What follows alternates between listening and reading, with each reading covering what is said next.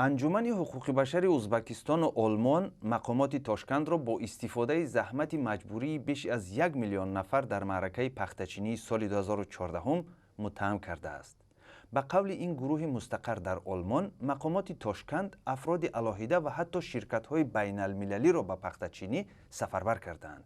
برای صحبت در این موضوع شارح بخش ازبکی رادیوی آزادی دوست و همکارمان سراج‌الدین اسلام را دعوت کردیم. سراج‌الدین، شکایت از استفاده کار مجبوری و به ویژه زحمت کودکان در پختچینی ازبکستان خیلی زیاد است.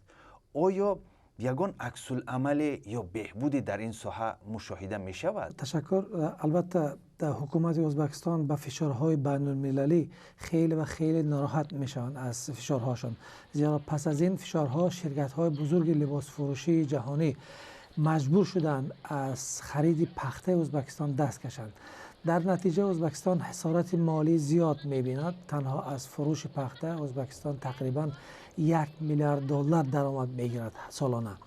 پخته در ازبکستان خیلی کم مصرف است، چون در ازبکستان فرمرها بدون اجازت دولت چیزی کاشتن نمیتوانند.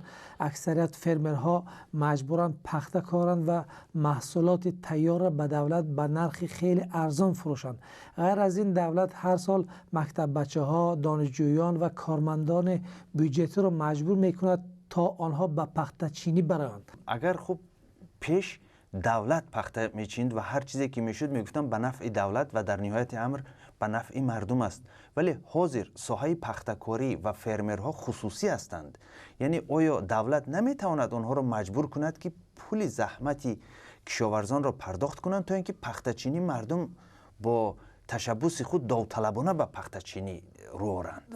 البته فرمرها شرکت‌ها خصوصی به حساب میروند، ولی به نام است. در عمل دولت ازبکستان 100% کنترل میکند. تمام کارهای فرمری را زیر نظارت خود دارد و فرمرها اجازه ندارد حتی انتخاب کنند چی باید کارند.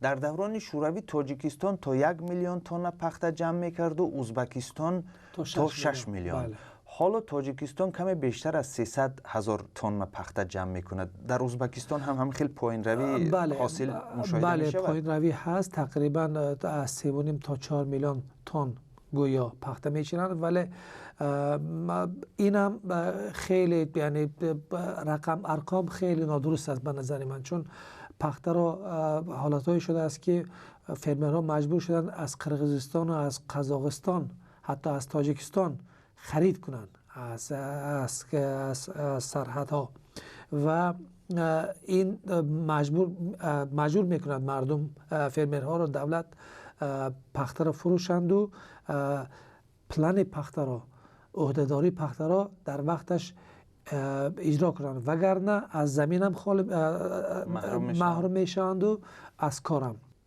تشکر از همکارمان سراج‌الدین اسلام که درباره ساحه پخته‌چینی ازبکستان به ما اطلاع داد.